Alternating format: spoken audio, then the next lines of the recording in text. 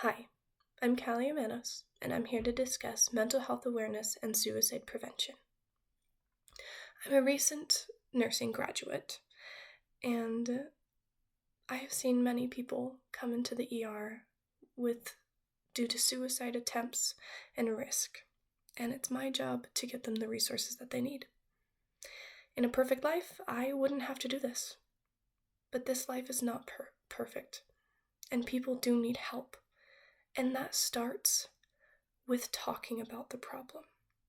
We cannot help people who are having a mental health crisis if we do not discuss what is happening, and we are not aware that it is happening everywhere. I believe that mental health and suicide are becoming more acceptable to discuss. However, it's not enough. It is still taboo, and we are getting more diagnoses because we're talking about it, but we're not providing enough help and resources. And I believe that suicide should absolutely be discussed, and there's many reasons why, but I think the numbers speak for themselves. The National Institutes of Health say suicide was the 11th leading cause of death overall in the United States, claiming the lives of over 49,400 people in 2022. End quote. To put this in perspective, there were nearly twice as many suicides as there were homicides in the United States in the year of 2022. That is 49,400 people who ended their lives because they thought that they were not worthy to live. And those were just the rates of successful suicide.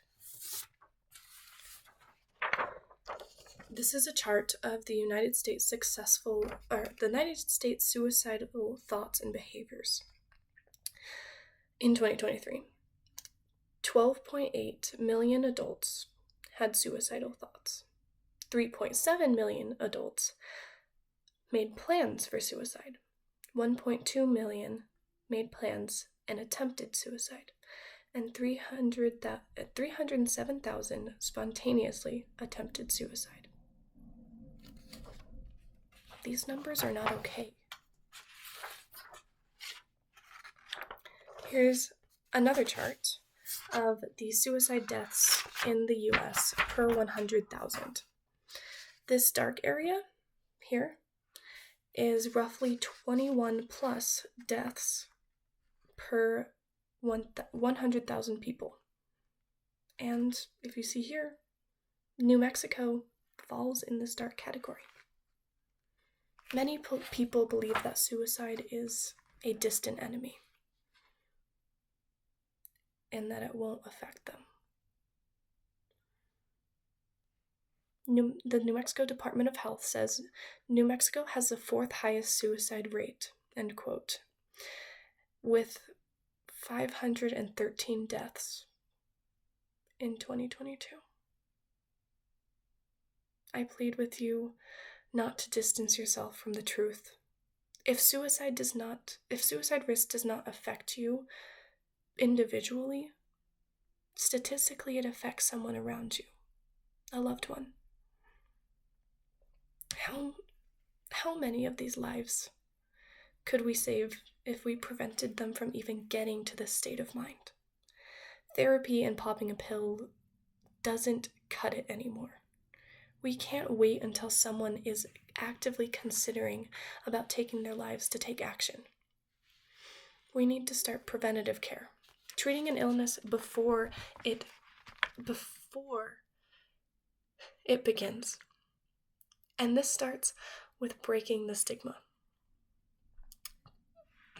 Dr. Miranda Durham of New Mexico Health says, preventing suicide requires many strategies, but everyone can help by learning the warning signs, promoting prevention, and working to foster healthy connections in safe environments.